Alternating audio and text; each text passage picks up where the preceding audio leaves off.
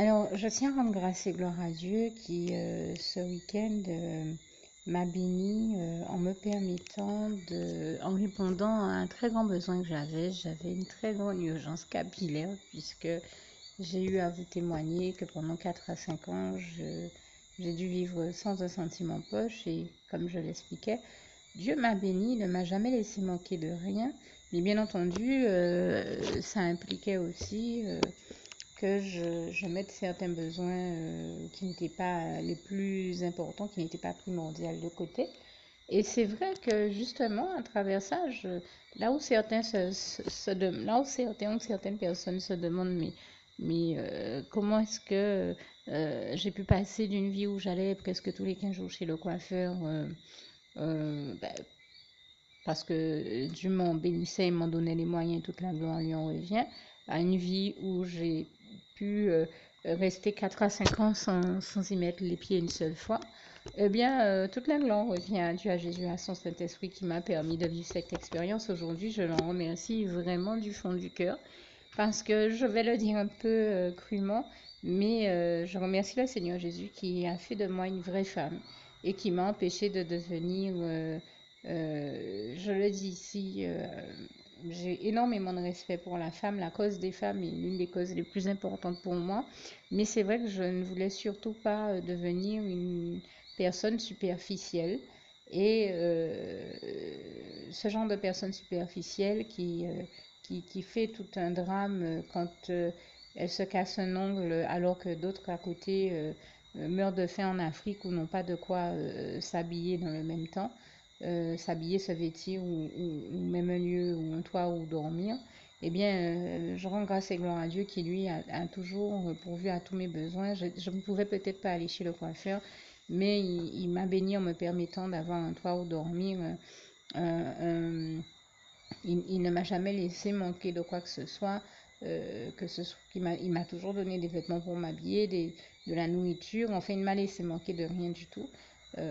Et pendant ce temps-là, eh bien, peut-être que je ne pouvais pas aller aussi régulièrement chez mon coiffeur, mais au moins ça m'a évité de devenir une personne superficielle qui ne s'arrête qu'à des critères charnels et superficiels. Donc, euh, de beauté, de look, de ceci, de cela, là où en effet, comme je le lisais, pardon, dans un panneau où Jésus-Christ nous le disait si bien, être qualifié euh, pour agir comme il le faut au nom de Dieu et de son royaume, le royaume des cieux, c'est une chose que Dieu seul peut faire, Dieu seul peut nous qualifier, Dieu seul sait si nous sommes qualifiés et la question de notre look ne rentre pas en jeu, c'est-à-dire que ce sont des questions charnelles et superficielles qui ne sont pas ce ne sont pas les critères qui sont décisifs pour cela, parce que vous avez des personnes qui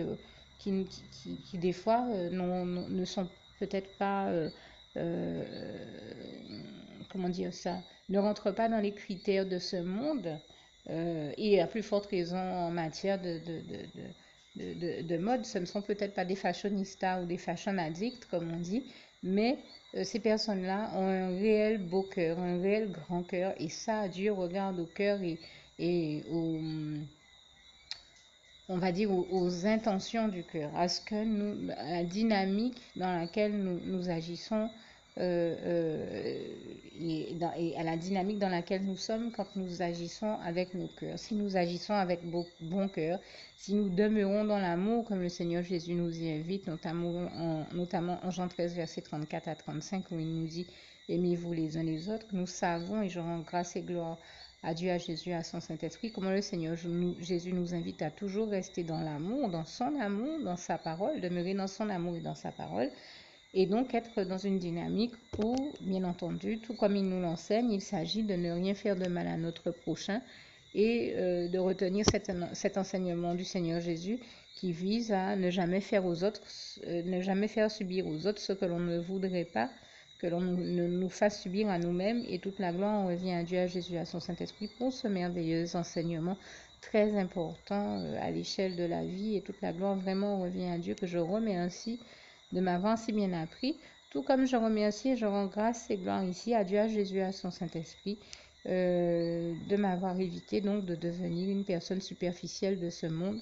Nous voyons tellement de personnes à l'heure actuelle laisser leur vie être guidée, et plus précisément téléguidée, malheureusement par l'ennemi et son système de pensée erroné, qui vivent en ne subissant que les dictats de la mode. Mais toute mode, par définition, ça des modes. Toute, donc, si vous voulez, ces personnes-là ne se rendent pas compte. J'en ai beaucoup sous mes yeux hein, qui me permettent de me rendre compte de ça. Qu'elles vivent dans un système où aujourd'hui elles vont dans un sens, demain l'ennemi peut les téléguider, les amener à aller dans un sens contraire parce que elles ne se laissent pas guider par le seul véritable et meilleur de tous les guides qui existent, le Saint-Esprit de Dieu qui est le seul à pouvoir nous guider dans la bonne direction et nous amener à faire les bonnes choses en toute bonne intelligence et en tout bon sens, puisque Dieu est le plan d'intelligence, de sagesse, de conscience et de connaissance le plus élevé qui soit, et toute la gloire lui en revient. Et en l'occurrence, eh bien, je tiens ici à remercier particulièrement Dieu, Jésus et son Saint-Esprit, puisque le Seigneur m'avait inspiré d'aller, donc après 4 à 5 ans passés sans jamais sans jamais avoir pu aller chez le coiffeur, même si, comme je le disais, je n'invite personne à devenir à vivre en ermite au fond d'une grotte et à revêtir une apparence sauvage. Mon propos ne va pas, je ne suis pas du tout dans cette dynamique-là, donc mon propos ne va pas jusque-là. Je dis tout simplement que je remercie le Seigneur qui m'a quand même permis de faire... je ne vivais pas en ermite hein, pendant ce temps-là, je faisais mes soins tout simplement chez moi. Mais c'est vrai que comme m'avait dit un jour une dame que j'avais croisée dans la rue, Dieu vous a béni en vous donnant une très belle chevelure. Je lui rends grâce et gloire. Vraiment, toute la gloire revient à Dieu, à Jésus, à son Saint-Esprit. Mais je peux vous dire, madame, que je comprends quand je la vois que ça demande des soins et de l'entretien. Et ça, je peux vous en témoigner de la réalité. Et résultat, c'est vrai que ce sont des soins qui ont déjà nécessité, même ça m'est déjà arrivé une fois que j'étais à Paris, et je rends grâce et gloire à Dieu d'ailleurs pour m'avoir fait vivre cette très belle expérience. Hein. À l'époque, Dieu m'avait fait rencontrer dans un salon de coiffure à Paris le champion du monde détenteur du titre à l'époque de meilleur coiffeur du monde. Et je me rappelle que quand il m'a vu arriver à son salon, je remercie le Seigneur de me rappeler cette très belle expérience qu'il m'a permis de vivre et d'expérimenter. Je n'y pensais même pas hein, en commençant à faire ce témoignage. Le Seigneur vient de me rappeler de ça. Il m'a béni extraordinairement et je crois que j'ai dû rencontrer ce monsieur lors d'un dîner et il m'a dit qu'il aurait beaucoup aimé avoir à travailler sur ma chevelure, ce qui aurait été une première pour lui parce que ce type de cheveux-là, il ne l'avait jamais encore traité. Et donc, il m'a invité à venir à son salon. J'y suis venue avec plaisir. Et pour, on va dire, les préliminaires, en tout cas la première partie des soins, chose à laquelle je ne m'attendais pas du tout, il a appelé 3 de ses meilleurs employés et j'avais 3 personnes en train de me coiffer au-dessus de la tête.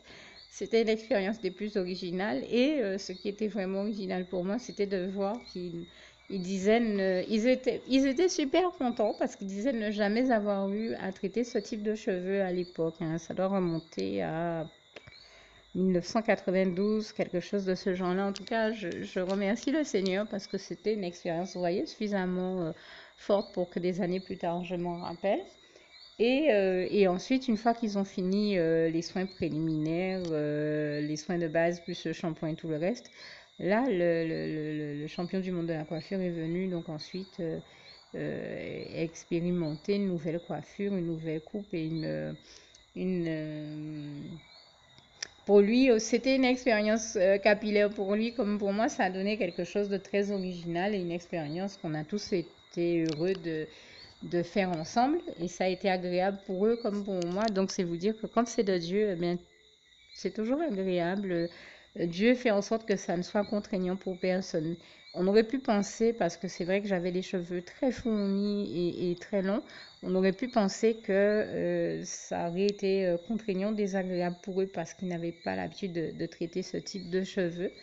Et non, ils ont pris ça, grâce et gloire sont rendues à Dieu qui leur a mis à cœur de prendre ça comme une expérience euh, très agréable. En tout cas, c'est ce qu'ils m'ont dit. Ils étaient super contents, et eux et leur patron, de travailler cette nouvelle texture de cheveux. Et ça a été une expérience agréable pour nous tous. Donc, je prends le temps ici d'en remercier Dieu et de le glorifier vraiment vivement du fond du cœur, parce que c'était une expérience vraiment originale et enrichissante. Et ben, la preuve en est, c'est que des années plus tard, je m'en rappelle encore. Et là, justement, cette année, Dieu m'a mis à cœur de faire appel à un autre coiffeur que j'avais pas vu cette fois-ci depuis environ 10 ans, je pense peut-être même plus de 10 ans, plus précisément. Et et c'est vrai que je l'ai vu dans un cadre où je considère que j'avais une urgence capillaire, ce qu'on appelle justement dans notre société moderne une urgence capillaire. Je dis ça un petit peu pour rigoler, parce que je me dis c'est une formule consacrée qui permet de décrire ce que j'avais la sensation de vivre. Et bon, je pense que c'est pas si erroné que ça, puisque je ne fais vraiment pas partie des personnes qui font un drame pour rien, parce que vous avez des fois des personnes qui vraiment se plaignent de rien du tout. Là, j'étais vraiment dans une situation où depuis 4 à 5 ans, ben, la- la- l'épreuve que je traversais m'a amené à me retrouver à perdre quand même les trois quarts de la chevelure que j'avais. Et je me suis dit non, c'est pas possible, Seigneur, tu m'as créé avec une chevelure, comme les gens me le disent souvent, suffisamment jolie pour que je ne laisse pas l'ennemi la détruire. Ce qui fait que j'ai choisi un peu en rigolant dans la prière, j'ai dit Seigneur, délivre-moi de l'ennemi et du mal qui voudrait me faire perdre ma chevelure, une chevelure que tu as pris le temps de créer. Alors Seigneur, délivre-moi de cette épreuve-là, parce que la situation commence à devenir grave. Et je dis en souriant, parce que je le prends avec le sourire et avec beaucoup d'humour maintenant, mais sur l'instant, c'était vraiment pas agréable à vivre, je peux vous le dire, parce que j'ai vu des personnes pleurer quand on voyait la dose de cheveux que j'avais qui tombait au sol, hein. Quand même, c'est vrai que les gens me disaient, mais comment tu peux avoir la force mentale et psychologique d'accepter de te voir perdre autant de cheveux? Il en ressortait des boules immenses chaque fois que je finissais de me coiffer. Et donc, ah oui, je me suis entendue dire à plusieurs reprises, là, ça devient urgent de traiter ce cas-là. C'est en ce sens-là que j'ai adressé le sourire aux lèvres au Seigneur, cette prière, Seigneur, délivre-moi du mal que l'ennemi pourrait vouloir me faire sur le plan capillaire. Euh, et, euh, et je rends grâce, pardon, et je rends grâce et gloire à Dieu qui a mis donc au cœur d'une sœur en Christ d'afficher sur Facebook un panneau qui m'a fait mais mourir de rire, parce que juste après que j'ai adressé cette prière au Seigneur, le Seigneur lui a mis au cœur de mettre un panneau où on voyait la photo d'une jeune femme avec les cheveux vraiment en friche. Bon, je précise quand même que mes cheveux n'étaient pas dans cet état-là, quand même. Ça n'allait pas jusque-là. Mais le commentaire de la sœur a été Seigneur, délivre-la du mal.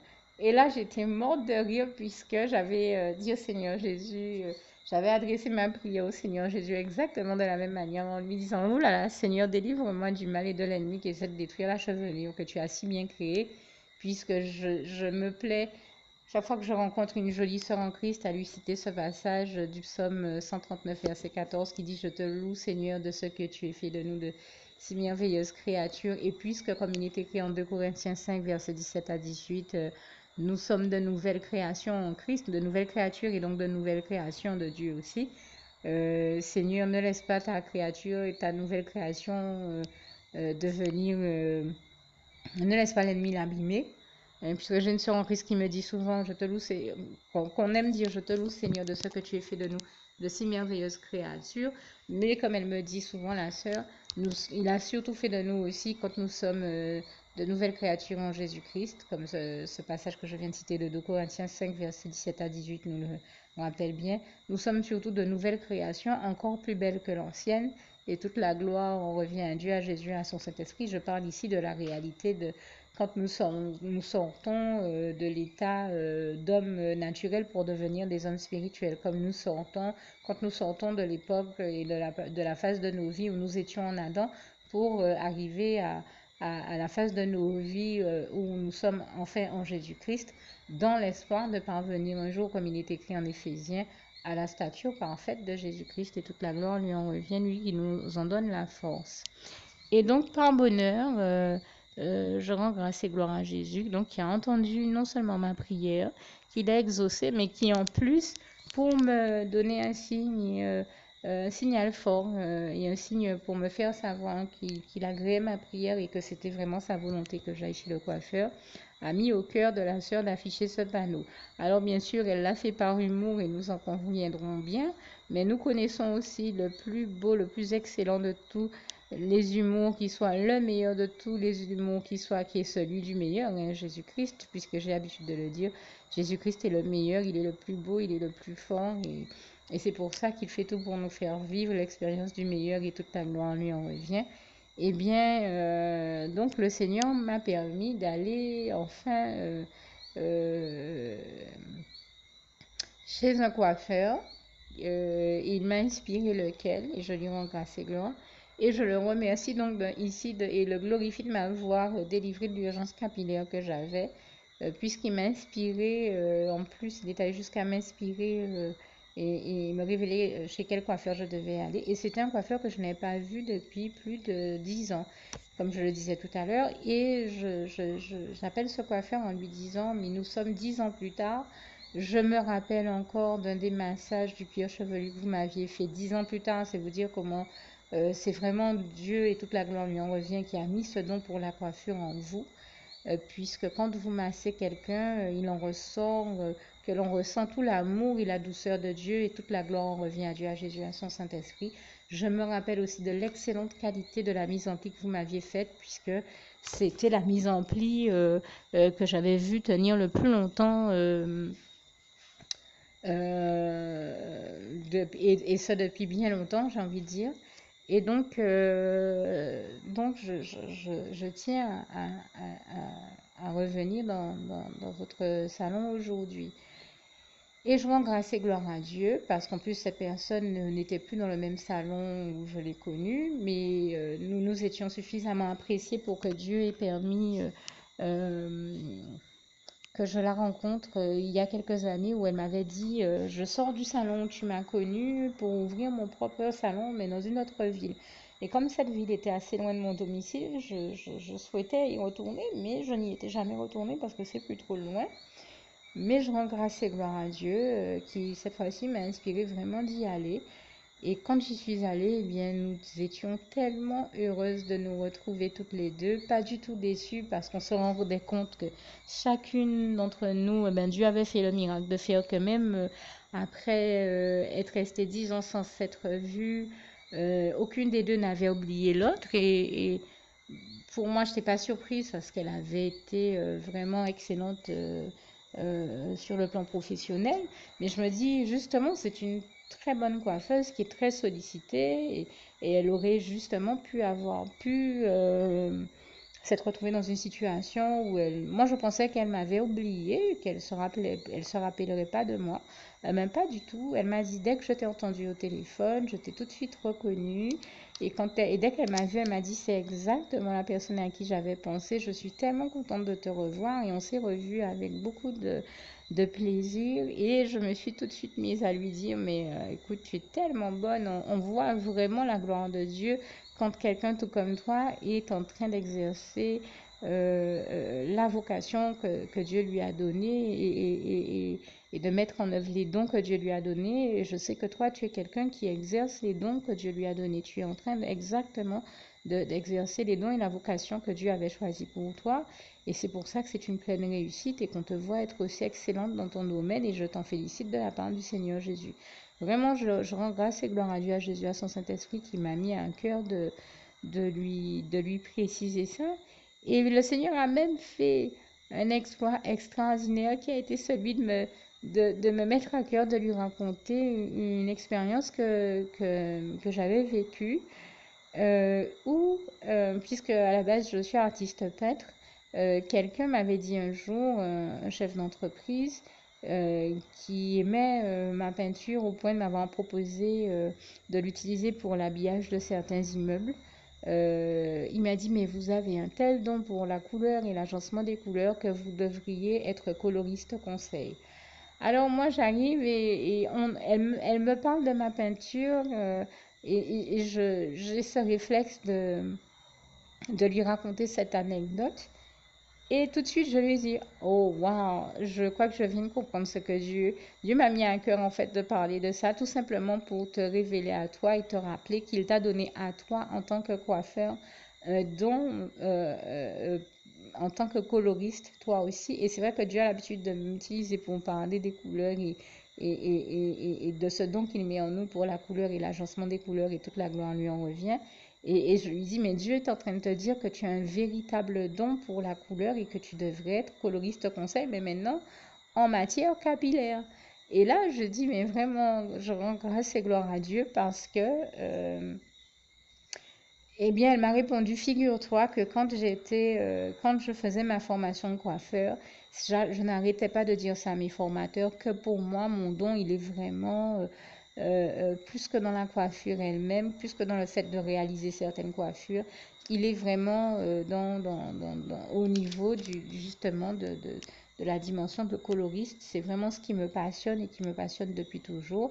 Et je lui dis, eh bien, je rends grâce et gloire à Dieu qui est en train de te révéler à travers moi que c'est vraiment un don précis et particulier qu'il a mis en toi, que tu as un vrai don également pour tout ce qui relève de ce domaine-là. Donc, n'hésite pas à le mettre en pratique. Elle était très heureuse. On a vécu un moment extraordinaire ensemble. Le plus beau cerise sur le gâteau, c'est qu'elle a accepté le Seigneur Jésus. Elle lui a donné sa vie. Elle a accepté le Seigneur Jésus comme son sauveur personnel. Et comme d'ailleurs, au passage, j'invite tous ceux qui entendent ce témoignage à faire, parce que c'est la meilleure des choses que nous puissions faire. C'est l'une des plus belles prières que nous puissions faire, qui nous soit donné de faire, puisque c'est le premier pas que nous faisons vers le paradis. Et pour le principe, justement, je rajouterai donc cette prière que je vous invite à faire juste à la fin de ce témoignage. Et donc, eh bien, nous nous sommes complimentés, nous étions très heureuses de nous revoir. Et au moment où je la félicitais aussi pour la douceur et l'amour de Dieu qui se manifeste en elle quand elle nous fait des massages capillaire justement, ou enfin au niveau du cuir chevelu, je la félicitais pour ça. Je lui disais, mais tu imagines la preuve que tu masses tellement bien, c'est que plus de 10 ans plus tard, je me rappelle encore de tes massages, c'est-à-dire comme c'est extraordinaire. Et elle de me répondre, mais c'est vrai qu'en plus tu es une cliente que j'ai tellement aimée que je te propose qu'on prenne un rendez-vous toutes les deux afin que je te masse, que je prenne bien, qu'on prenne un temps particulier pour faire les soins qui sont nécessaires, mais prendre le temps de faire un massage plus long que d'habitude, de manière à ce que tu puisses bénéficier des bienfaits que tout cela apporte.